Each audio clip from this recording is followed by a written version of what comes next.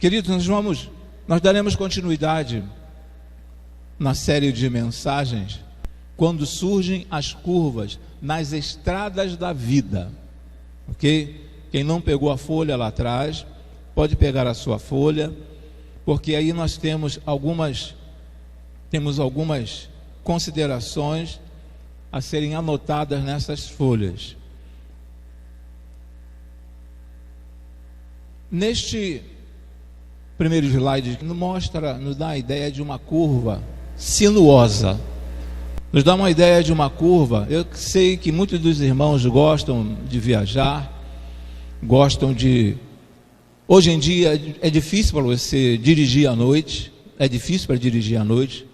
não tanto por causa das estradas, mas devido ao perigo, à violência, melhor dizendo, que se instalou, não apenas na nossa cidade, não apenas no nosso estado, não apenas no Brasil, não apenas na nossa América, se instalou em todo o mundo. Mas é muito bom dirigir à noite. É muito bom dirigir à noite, principalmente quando é uma rodovia que ela foi privatizada, uma rodovia em que está sob os auspícios, está sob os cuidados de uma empresa. Você dirigindo à noite, ainda mais quando joga o farol alto, né? Fica aquelas coisas brilhando assim na sua frente. É lindo, é muito bom. Eu gosto, não sei se os irmãos gostam também, mas eu gosto muito de dirigir à noite. Ontem eu cheguei em casa, era 15 para meia-noite. Cheguei em casa 15 para meia-noite, mas vim, assim, dentro do carro, assim, sabe, olhando e gostando, mas tendo cuidado com as curvas. Que nem toda a estrada é uma reta. Existem curvas. E aí, quando nós começamos a falar na semana passada, quando surgem as curvas nas estradas da vida, nós começamos a falar a respeito por que existem curvas nas estradas da vida. E aí tecemos comentário por que existem essas curvas na estrada da vida. E hoje nós iniciaremos e iremos, se Deus assim permitir, obrigado, amigo. Se o Senhor assim permitir, nós iremos até o final deste mês de setembro, todas as quartas-feiras, dentro desta série de mensagens que vamos iniciar hoje, quando a noite está escura e silenciosa. Quando a noite está escura e silenciosa. Você está dirigindo à noite, no escuro e em silêncio. De repente você liga até o rádio do teu carro, ou então coloca lá no aplicativo do radar, aquela mulher sempre falando, né? Daqui a 50 quilômetros, e vem aquele barulhinho, aquela mulher falando. Mas é muito bom quando você está dirigindo à noite. Mas só que a noite também nos traz algumas dificuldades, principalmente para quem dirige. Por quê? Porque por você não conhecer a pista, por não conhecer a estrada, de repente, você pode dar de cara com uma curva super fechada. Então pode causar um acidente se você não tiver, obrigado. Se você não tiver prestando atenção nas sinalizações, com certeza pode acontecer um acidente. Pode acontecer. Muitos não respeitam o limite de velocidade, falam assim, 100 ou 90, né? Dependendo do local, 80, Ponte Rio-Niterói. Muitos não respeitam, até porque a Ponte Rio-Niterói é quase que uma reta. Mas às vezes as pessoas não respeitam o limite de velocidade. E por não respeitar o limite de velocidade, às vezes pode acontecer um acidente conosco. Não de repente você ser um causador de um acidente, mas alguém que estiver próximo a você, num outro carro, num outro veículo, causar um acidente e isso afetar você. E trazendo para a nossa realidade, que é o próximo slide, nos fala a respeito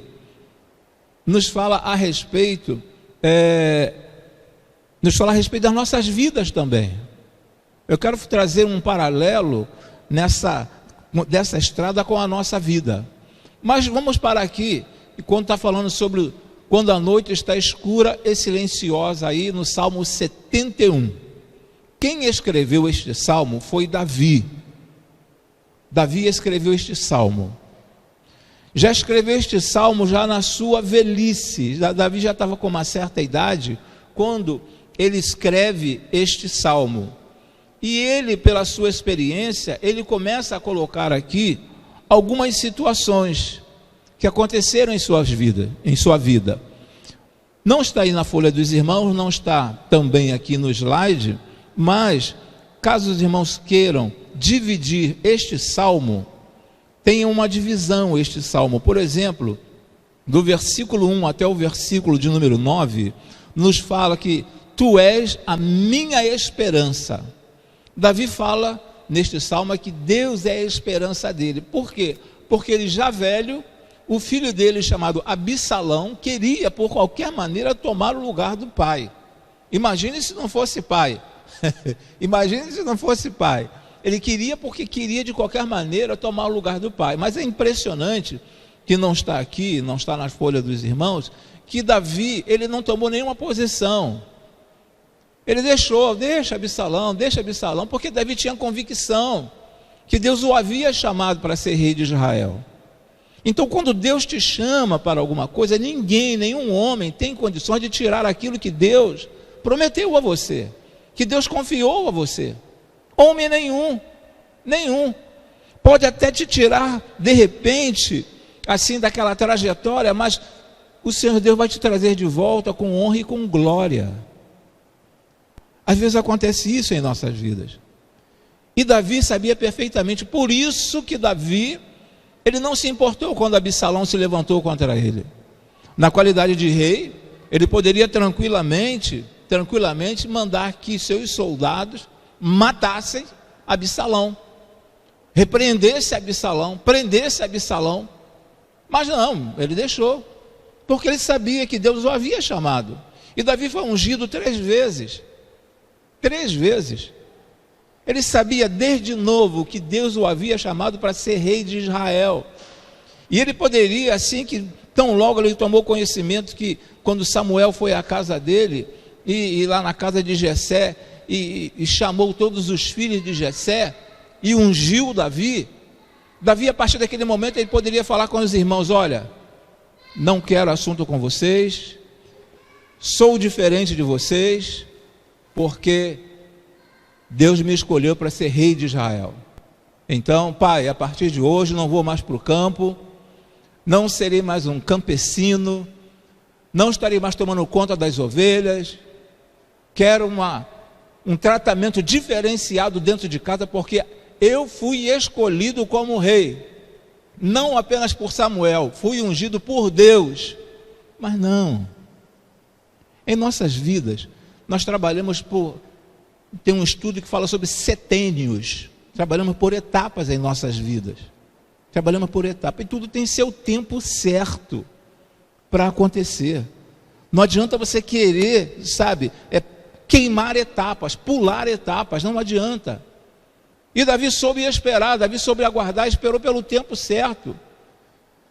Veio Saul foi rei de Israel, Davi ficou na dele, ficou esperando.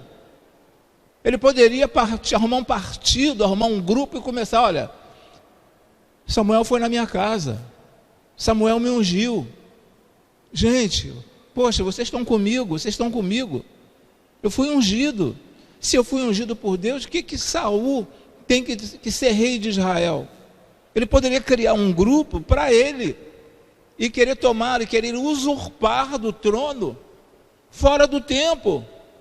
Isso também aconteceu com o Senhor Jesus, lá na boda de Caná da Galileia, que Jesus falou para a mãe dele: ainda não é chegada a minha hora. Ele sabia, ainda não é chegada a minha hora. Então existe um tempo para todas as coisas. Não adianta eu querer colocar, igual um ditado antigo, não, irmão Neto, um ditado antigo, de colocar o carro na frente dos bois. Não, para Deus não existe isso. É tudo certinho, tudo dentro do seu tempo. Tudo dentro do seu tempo, conforme a mensagem do irmão Wallace no domingo. Tudo no seu tempo, certinho, no seu cronos, no cronos de Deus. tudo no seu tempo. Então, quando a noite está escura e silenciosa, foi o salmo que nós lemos no princípio e que estaremos relendo agora ali. Eu gostaria que... É difícil ler com máscara, não é difícil? É difícil, mas se vocês puderem ler, me ajudem por causa da garganta. Vamos lá. Tua justiça...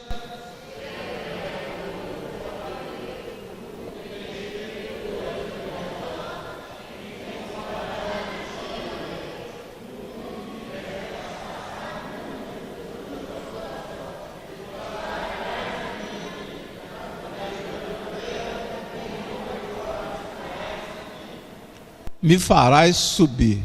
Queridos, aí vai mais. Vamos lá, pode trocar o slide. Tu me farás mais.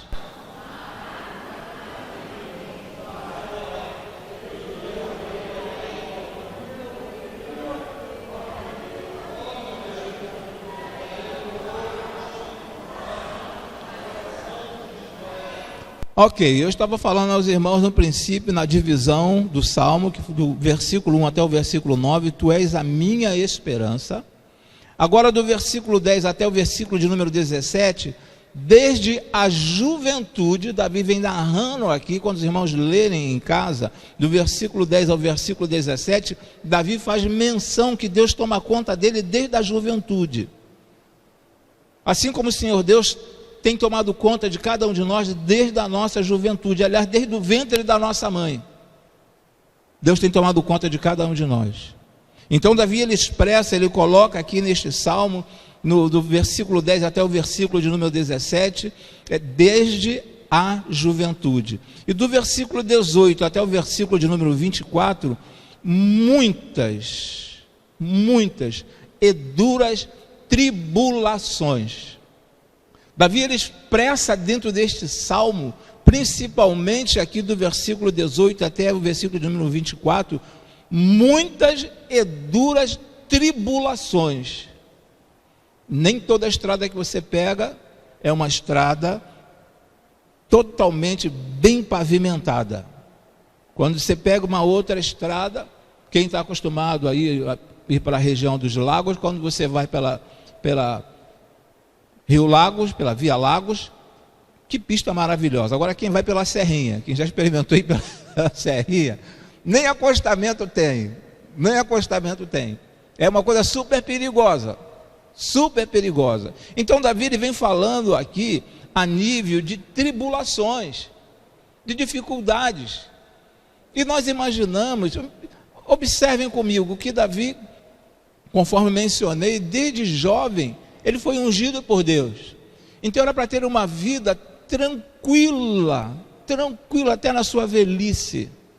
Eu sou um servo do Senhor, eu fui ungido pelo Senhor, eu faço parte da menina dos olhos de Deus,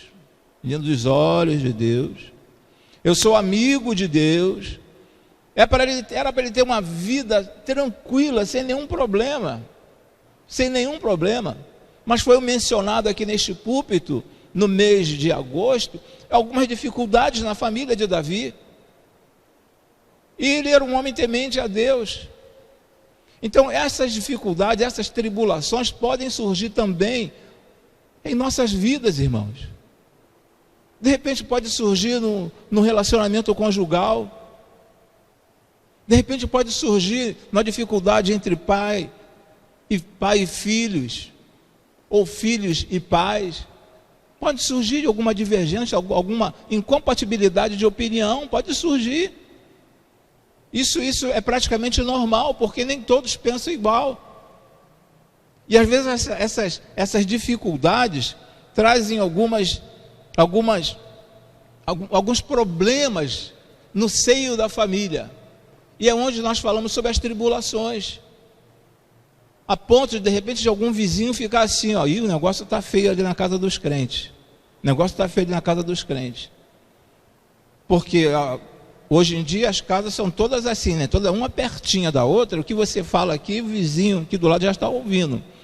Então, se você tem que falar alguma coisa com a sua esposa, tem que falar baixinho no ouvido, porque senão, dependendo do casal, senão o vizinho vai escutar. Então, por causa de televisão, por causa de comida, por causa de roupa, por causa de passeio, até para vir para a igreja, às vezes existem divergências dentro de casa. Existe algum conflito dentro de casa. Ou alguma esposa, de repente, já falou para o esposo aqui, já falou assim, ó, hoje eu não estou a fim de ir à igreja. Ou algum esposo, de repente, falou para a esposa, hoje eu não estou a fim de ir à igreja.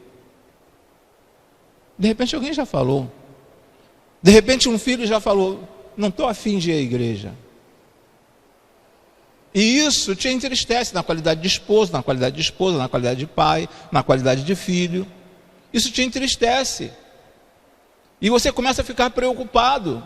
Não vai hoje, não vai amanhã, não vai na próxima semana, e depois, daqui a pouco, você vai se afastando cada vez mais.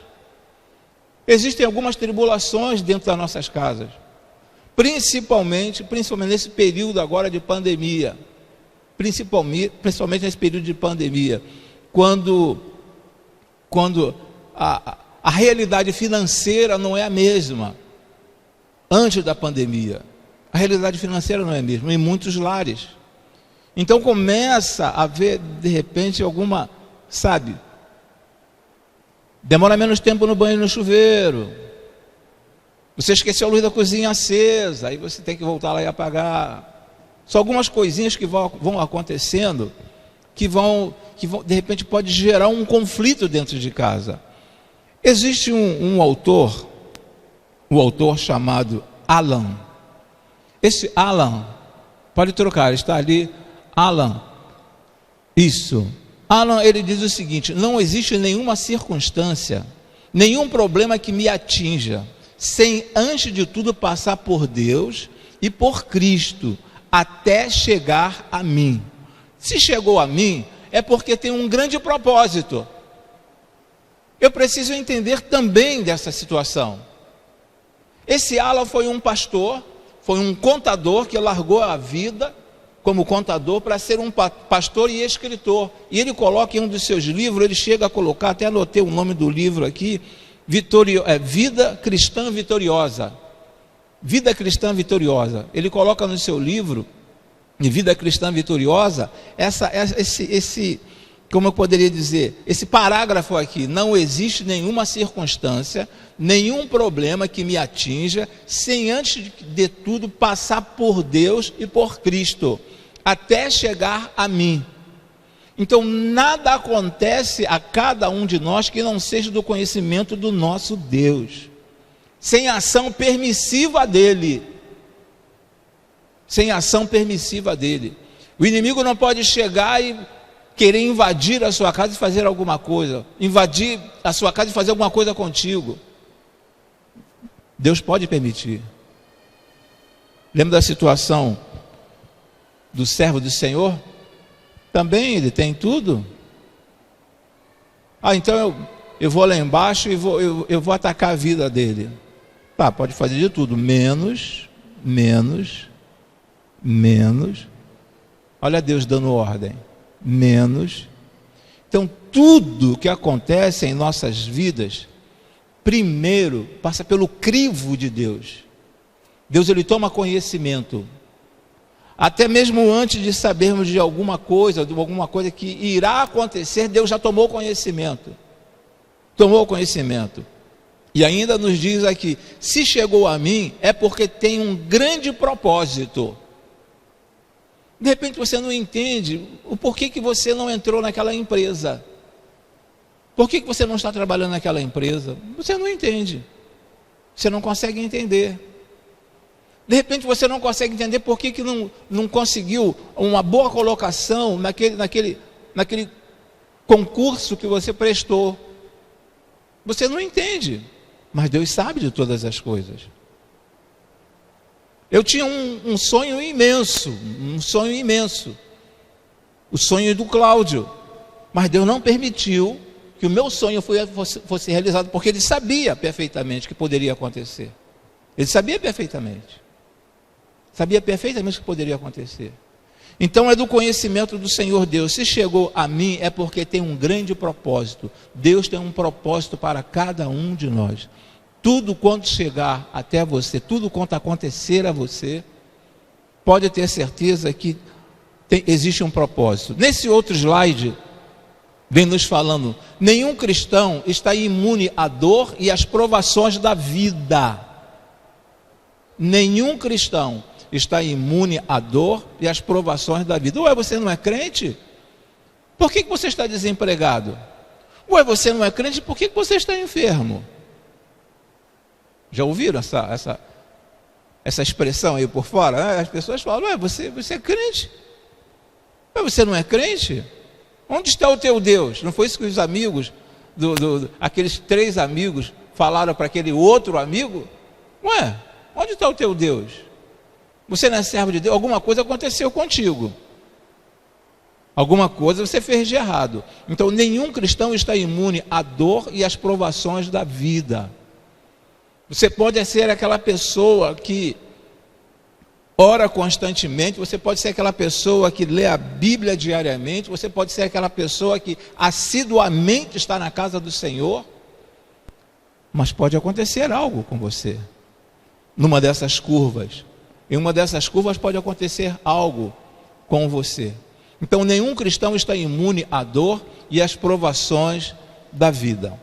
Muito bem, avançando, Pedro nos fala na carta de 1 Pedro, capítulo 4, versículo 12, nos diz assim: não se surpreendam com o fogo que surge entre vocês para os provar, como se algo estranho lhes estivesse acontecendo, como se algo estranho lhes estivesse acontecendo.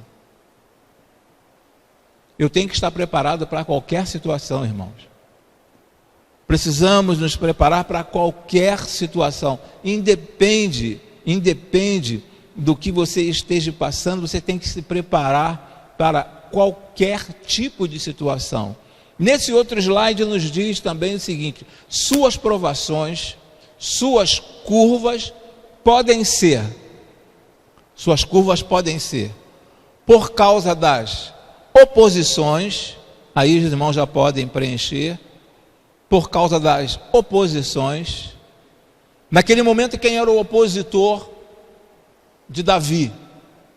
O opositor dele era o seu próprio filho Absalão.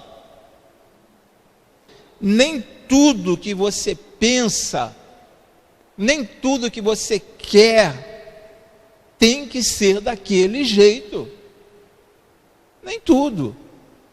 Existe a necessidade de uma flexibilidade, principalmente entre os casais. Alguém precisa ceder. Não que a sua esposa será uma oposição a você, mas alguém precisa ceder. Lá na empresa também você precisa ceder, mas pode se levantar ali também opositores contra você. Então, por causa de algumas curvas, pode acontecer por causa das oposições. No versículo de número 4, não sei se está aí, Vinícius, no versículo de número 4, isso, livra-me, ó meu Deus, das mãos dos ímpios, das garras dos perversos e cruéis. Será que precisava Davi falar para Deus: livra-me, ó Deus, das mãos dos ímpios, das garras dos perversos e cruéis? Se ele era um homem segundo o coração de Deus, se você é um servo, se você é uma serva fiel ao Senhor, será que existe essa necessidade? Existe sim, irmãos, de nós estarmos sempre pedindo ao Senhor por causa dessas curvas, por causa dessas oposições. Oposições na escola, oposições no trabalho, oposições dentro da igreja, oposição dentro de casa, sempre surgirão. Mas só que o Senhor nos dá uma sabedoria vinda dos altos céus para nós trabalharmos essas oposições, para trabalharmos, sabe, com esses opositores. Deus nos dá sabedoria dos altos céus, e Ele que resolve tudo. Não adianta você querer resolver, é deixar por conta dele, porque a obra é dele, você é dele.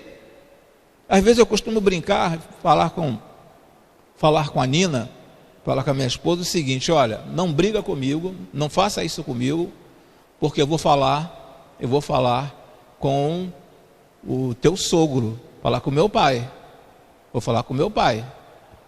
Aí ela fala assim: teu pai já morreu. Teu pai já morreu, vou falar com o teu sogro. Teu pai já morreu. Estou falando de Deus. Estou falando de Deus. Não faça nada contra a sua esposa, porque ela é filha de Deus. Não faça nada contra o seu esposo, porque ele é filho de Deus. Então você vai estar entrando aí numa situação muito difícil. Então o melhor caminho é a centralização, a flexibilização. É você parar e tentar acertar aquilo que não está indo muito bem. Livra-me, ó Deus. É colocar nas mãos de Deus. Dos ímpios, das garras dos perversos e cruéis. Da garra dos perversos e dos cruéis. É colocar nas mãos de Deus, irmãos. Tudo que estiver acontecendo em sua vida. Nesse outro slide, o pastor Carlito, ele diz o seguinte, Carlito Paz, ele diz o seguinte: tudo se discerne espiritualmente, tudo é para o nosso crescimento, tudo é para o nosso crescimento. Às vezes alguém se levanta contra você, mas é para o teu crescimento. Às vezes você é confrontado, e é no confronto que o nosso caráter é forjado. Às vezes alguém quer te confrontar, mas é para o teu crescimento. Você cresce com aquilo. Você cresce espiritualmente, porque você eleva o teu pensamento aos céus e começa a pedir orientação ao Senhor Deus.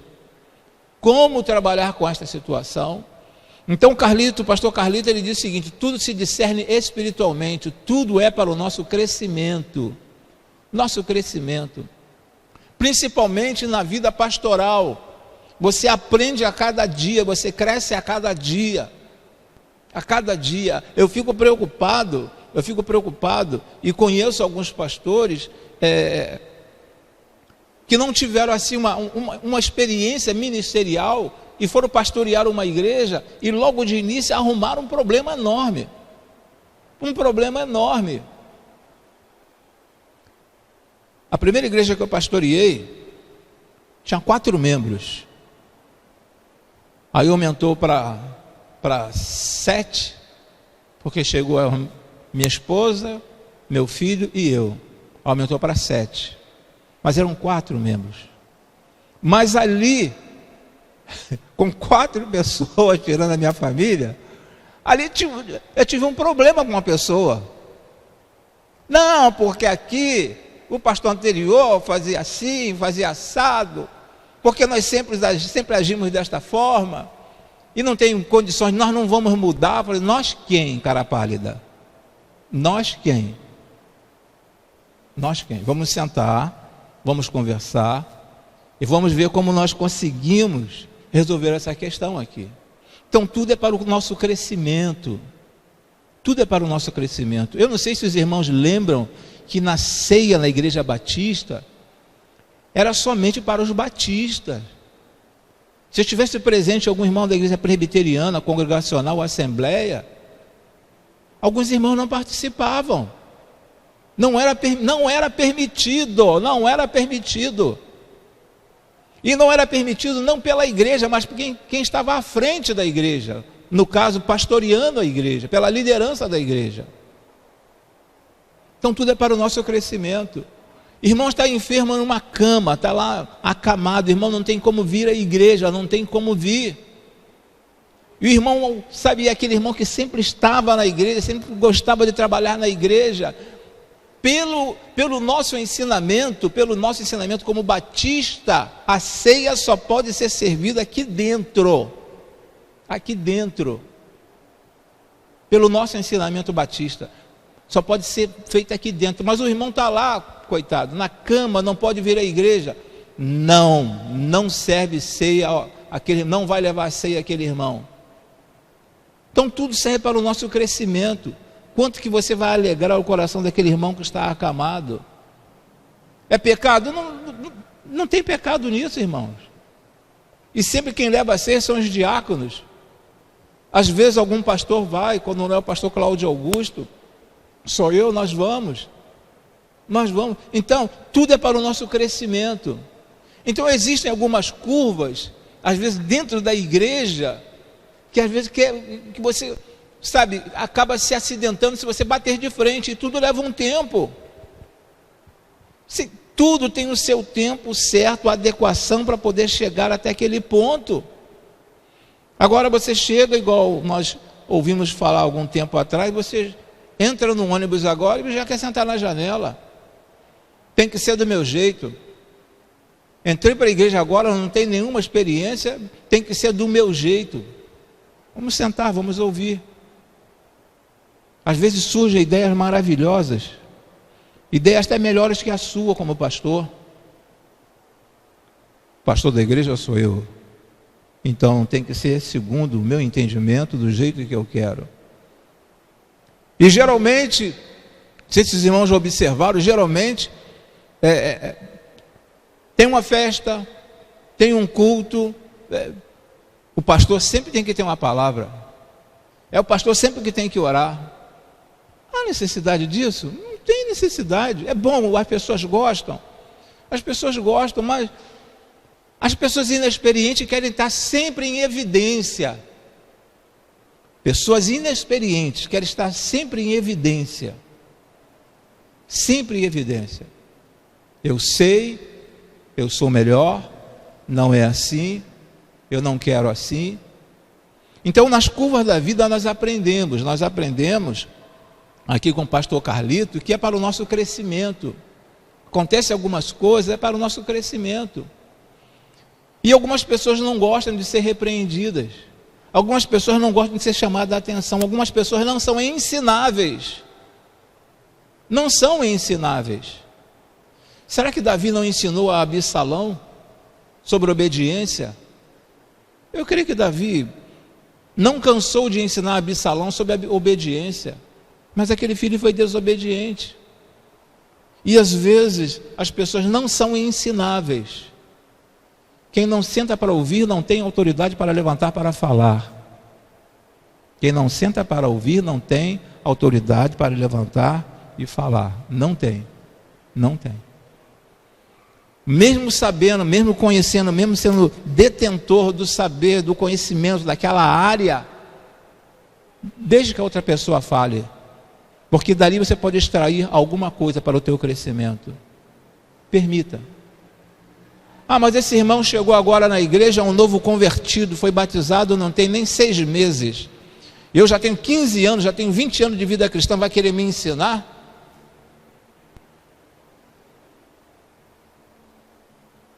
Ocorrem essas coisas. Eu tenho tempo de casa, como se tempo de igreja contasse para aposentadoria espiritual. Tempo de igreja não conta para aposentadoria espiritual. A cada instante nós estamos crescendo. A cada instante nós estamos crescendo. Nessa próxima lacuna que nós temos aí para ser preenchida, por causa de um futuro incerto. Um futuro incerto. Você planeja tudo, você tem um planejamento. Mas será que o teu futuro é aquilo que irá acontecer? Ou será que Deus é que está no controle? E aí no versículo de número 9, Davi nos diz desse jeito, dessa forma: não me rejeites na minha velhice, não me abandones quando se vão as minhas forças, por causa de amigos infiéis. Pois os meus inimigos me caluniam, os que estão à estreita juntam-se e planejam matar-me. Põe a palavra de Davi aqui dentro desse versículo de número 10. Existe uma dificuldade muito grande sobre os amigos infiéis. Aliás, Bill Gothard, ele fala em um dos seus livros, já falei sobre isso aqui na igreja, sobre 5 níveis de amizade. Sobre 5 níveis de amizade. Teve uma entrevista um dia desse com uma pessoa, com uma senhora que que mandou matar o esposo, o repórter, quando ela começou a chorar, o repórter perguntou: essa lágrima é de crocodilo? Essa lágrima, não quero mencionar nome aqui, mas essa lágrima é de crocodilo ou foi lágrima de sentimento mesmo? Lágrima de sentimento. Porque o crocodilo, ele sente prazer quando ele está abocanhando, sabe, mordendo ali a sua presa, e tem uma glândula que sai lágrimas, ele começa a lacrimejar, mas de alegria, de prazer, por estar comendo aquela presa. Aquele grande imperador, ao ser esfaqueado pelo seu próprio filho, ele vira e fala: até tu, Brutus, até tu, Brutus. Então, quando nós começamos a observar aqui, por causa dos amigos infiéis, nós precisamos ter muito cuidado quem está à nossa volta. Ouvi uma pessoa falar certa feita que nós precisamos comer 5 quilos de sal para saber se aquela pessoa é seu amigo ou não. Porque quando você menos espera, aquela pessoa te dá uma facada pelas costas. E é justamente isso que Davi está falando aqui: pois os meus inimigos me caluniam. Os meus inimigos me caluniam. Os que estão à espreita juntam-se e planejam matar-me. Isso pode acontecer. Quem trabalha sabe perfeitamente que isso é normal no setor de trabalho. Quem é professor, quem estuda, sabe que isso pode acontecer numa sala de aula. Quem está a prestar um exame, sabe que pode surgir esses pseudos, esses falsos amigos dentro da igreja, principalmente jovem e adolescente. Precisa estar atentos ao que você ouve, o que estão te ensinando, o que estão te passando por WhatsApp, passando, sabe, qualquer mídia. Tem que estar atento. Será que é isso mesmo? Será que o caminho é esse? Ah não, fulano é meu amigo. É seu amigo porque está querendo juntar você a ele. Juntar você a ele, para tramar alguma coisa. Então é justamente isso que o Davi está falando aqui. Justamente isso que ele está falando aqui. Juntos se planejam matar-me. Na condenação e crucificação do Senhor Jesus, dois grandes homens não se juntaram, eles eram inimigos, se juntaram para poder condenar Jesus. Eles eram inimigos, se uniram para poder condenar o Senhor Jesus. Então nós precisamos estar atentos nessas curvas da vida. Nós precisamos, nas curvas da estrada da vida, nós precisamos estar atentos quem está ao nosso lado, aos convites que nos são feitos. Diariamente nós recebemos convites.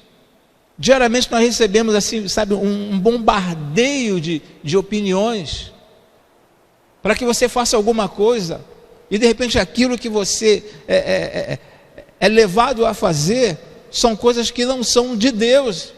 E algumas vezes as pessoas que te impulsionam a fazer, essas pessoas saem fora e colocam você na frente, coloca você de frente. É o chamado bucha, te coloca como bucha. Elas saem fora e te colocam como bucha. Então eu preciso estar atento. Davi aqui ele está falando a respeito desta situação, falando dos amigos infiéis nessas estradas na escuridão da vida.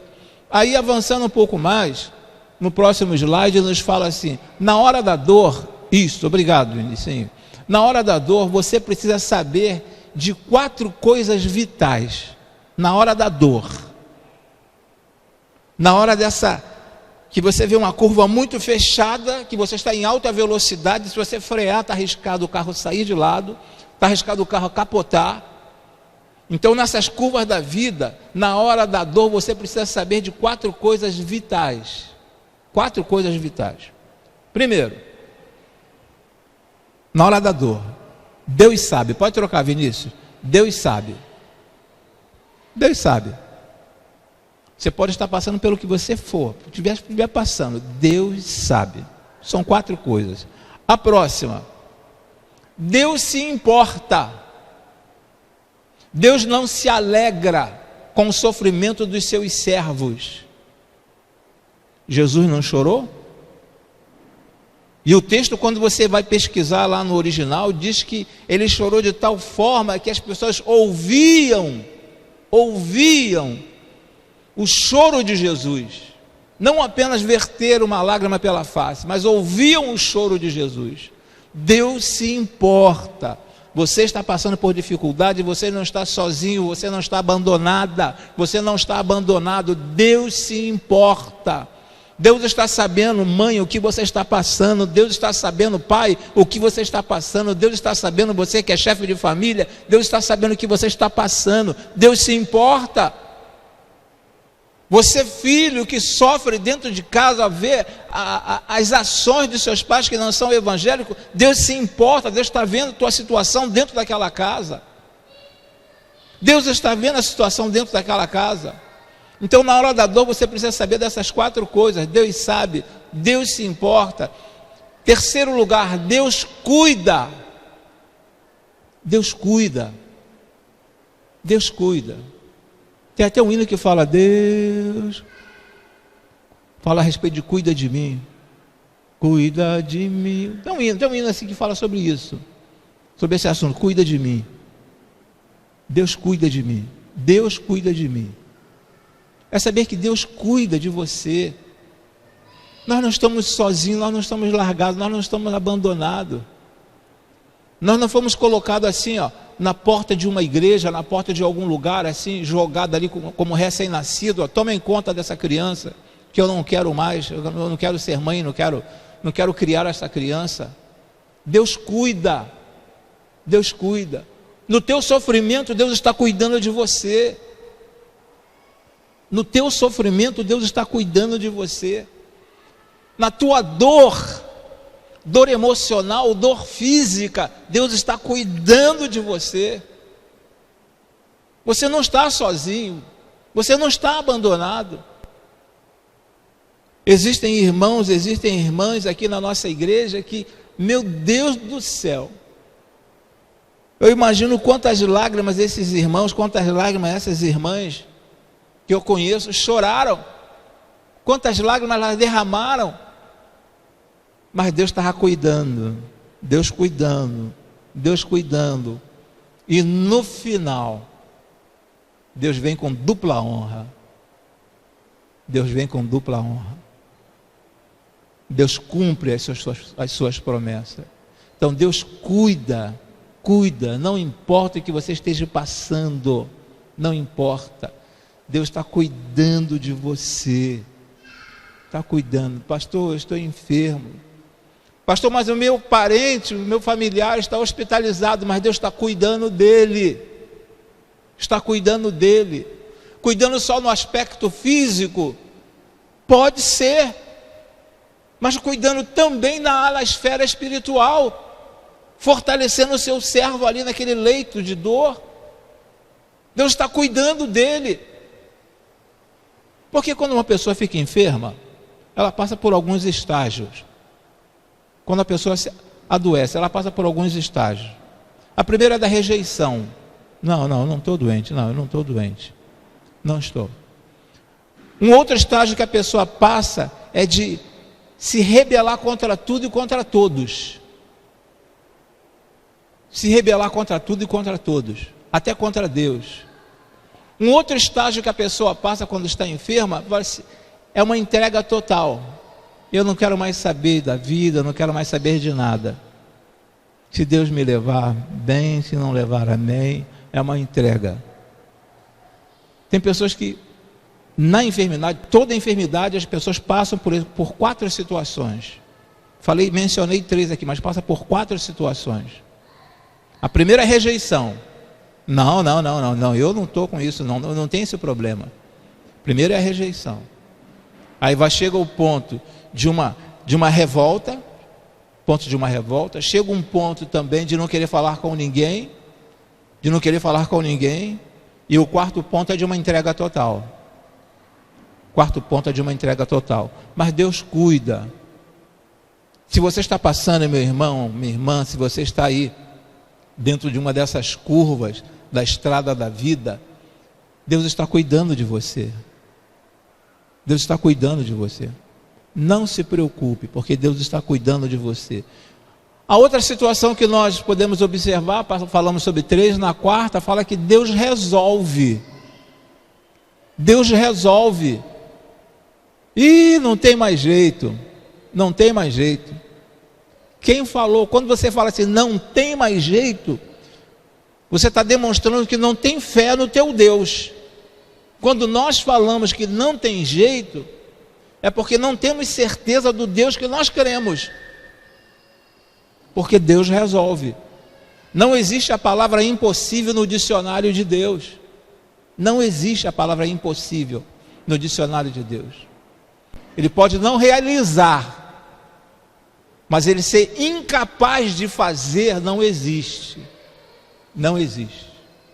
Então Deus resolve. Então nós observamos dentro dessa situação, dentro das quatro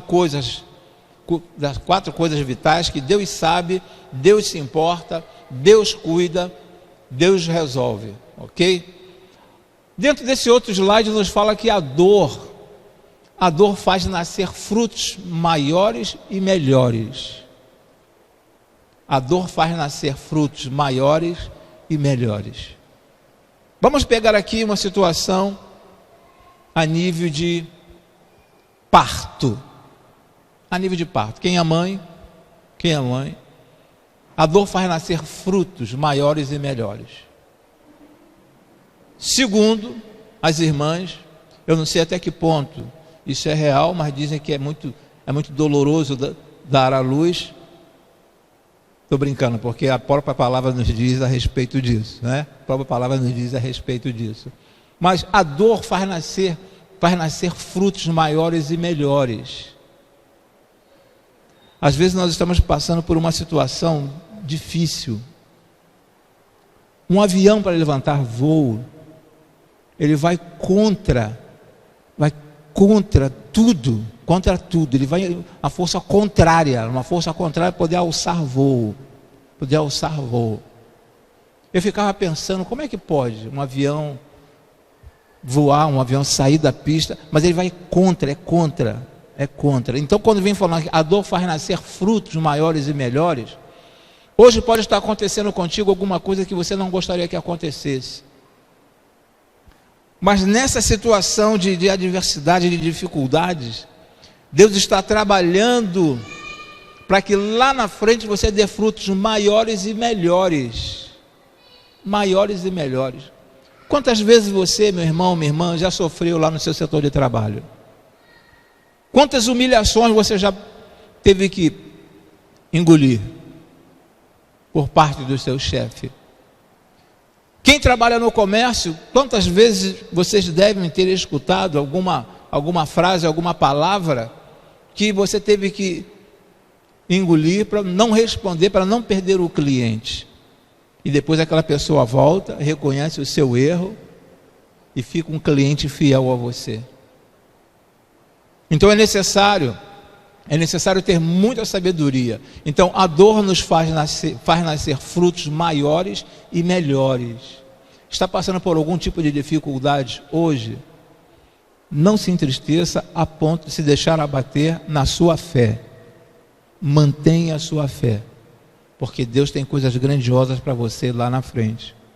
Quantas irmãs, quantos irmãos aqui na igreja já passaram por situações e hoje em dia você olha para esse irmão, para essa irmã e quem diria que você ia chegar a este ponto? Humanamente falando seria impossível. Se dependesse da ótica humana, você criaria um bloqueio na sua fé e não daria prosseguimento na sua vida. Não daria prosseguimento da sua vida. No domingo à noite, quando os irmãos estiveram aqui à frente para orar, alguns deles, eles me confidenciaram antes, alguns deles passaram por situações dificílimas e conseguiram transpor aquela situação. Conseguiram passar por aquela situação. Basta ver a infância de muitos de nós aqui. A infância de muitos irmãos aqui. Os que nasceram agora, que tem 20 anos, né? Tem uns 25, já nasceram na era do Todinho, do Danoninho, né? Mas quem tem mais de 40 aí, quem tem uns 60, né, irmão Humberto? Quem tem assim, uns 60 anos de idade, então sabe o que é sofrer na vida. Sabe o que é sofrer na vida. Sabe o que é estar acabando a pasta de dente, você pegar a escova e ficar espremendo assim, ó, na pasta de dente até sair lá a última gotinha na pasta de dente. Sabe o que é cortar a pasta de dente? Cortar aquela pasta de dente com a tesoura, abrir a pasta de dente e passar a escova ali dentro para escovar o dente. Quando não escovava com sabão. Quando não escovava o dente com sabão. E olha você hoje, desfilando aí no teu carro, na tua casa própria. Olha o que Deus faz contigo. Mas você passou por dificuldade, mas você venceu. E essa tem que ser a nossa opção. Essa tem que ser a nossa visão, uma visão de vitória, a visão de conquistador. Vou vencer, eu irei vencer. Porque eu estou olhando, eu estou focando aquilo que eu quero. E eu sei que existe a aprovação de Deus. Então a dor faz nascer frutos maiores e melhores. Hoje você não entende, mas Deus tem coisas grandiosas para você lá na frente. Vamos avançando. Quando a noite escura e silenciosa chegar, tenha as seguintes atitudes. Vamos lá. Primeira, lembre-se do caráter de Deus. Anotem rapidinho aí. Quando nós falamos sobre o caráter de Deus, é bom lembrar, buscar esses caráter, os caráteres de Deus, tá ok? Que vai do versículo 1 ao versículo 3. Em ti, Senhor, busquei refúgio. Nunca permitas que eu seja humilhado. Resgata-me e livra-me por tua justiça, inclina o teu ouvido para mim e salva-me. E salva-me. Peço-te que sejas a minha rocha de refúgio, para onde eu sempre possa ir. Dá ordem para que me libertem, pois és a minha rocha e a minha fortaleza. Davi lembrou-se da glória de Deus, está aí no versículo de número 8, do teu louvor transborda a minha boca, que o tempo todo proclamo o teu esplendor. No outro slide nos fala desta forma, lembrou-se da força do poder de Deus. Davi lembrou-se da força do poder de Deus no versículo de número 18, que diz, agora estou velho, de cabelos brancos, não me abandones, ó Deus, para que eu possa falar da tua força aos meus filhos e do teu poder às futuras gerações. Olha só, que versículo lindo esse versículo de número 18. Agora que estou velho de cabelos brancos, não me abandones, ó Deus, para que eu possa falar da tua força aos nossos filhos e do teu poder às futuras gerações. Lembrou-se da fidelidade, no versículo de número 22, lembrou-se da fidelidade de Deus que nos diz, e eu te louvarei com a lira por tua fidelidade, ó meu Deus, cantarei louvores a ti com a harpa, ó Santo de Israel.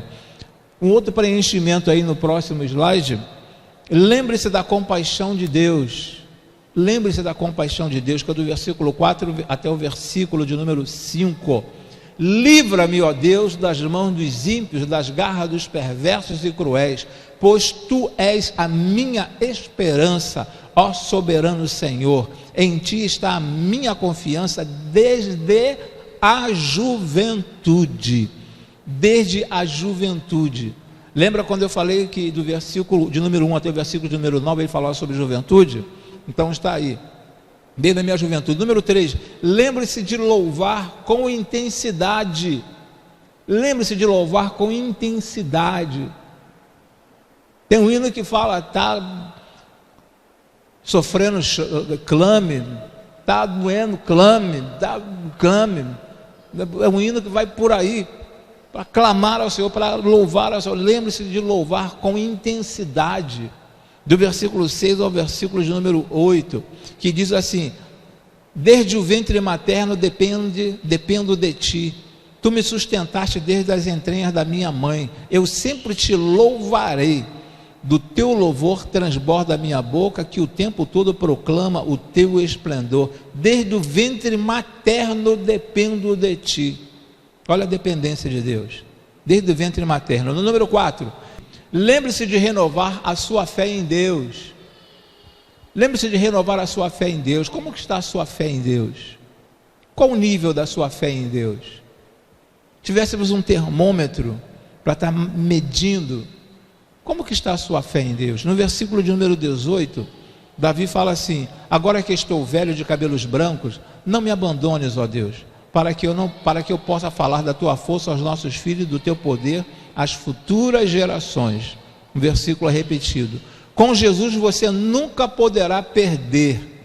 Com Jesus você nunca poderá perder. Você não tem a perder com Jesus. 5, estamos já fechando. Seja otimista quanto ao futuro. Otimista quanto ao futuro. Quantas pessoas já desistiram do futuro? Tá bom desse jeito. Tá bom a igreja desse jeito. Tá bom minha vida desse jeito. Tá bom o nosso casamento desse jeito. Às vezes eu falo com a Nina: nosso casamento não está bom. Como que não está? Porque eu quero melhorar. Porque eu quero melhorar. Melhorar a cada dia. Você não pode chegar e falar: cheguei ao ápice, cheguei ao cume da pirâmide e não preciso mudar nada no meu casamento. Tem que estar sempre galgando coisas melhores, coisas maiores. Na vida profissional, na vida estudantil, na vida conjugal, relacional, a vida espiritual, sempre buscando coisas maiores. Seja otimista quanto ao futuro. Quanto ao futuro. Fiquei satisfeito em saber que existem alguns adolescentes e jovens que estão interessados, estão querendo aprender a tocar violão aqui na igreja, querendo tocar bateria. Acho que era o Wallace que estava ensinando bateria há tempo atrás. Tinha uma pessoa com o irmão. Fico satisfeitíssimo, quando alguém, sabe, quer ver assim um futuro da igreja, porque um dia nós que estamos aqui, nós sairemos da igreja, envelheceremos. Senhor Jesus pode nos levar, Ele pode nos levar, e quem vai nos substituir? Quando você é um líder, você gera líder. Quando você não é líder, você tem medo que alguém ocupe o seu lugar. Quando você é líder, você prepara líder.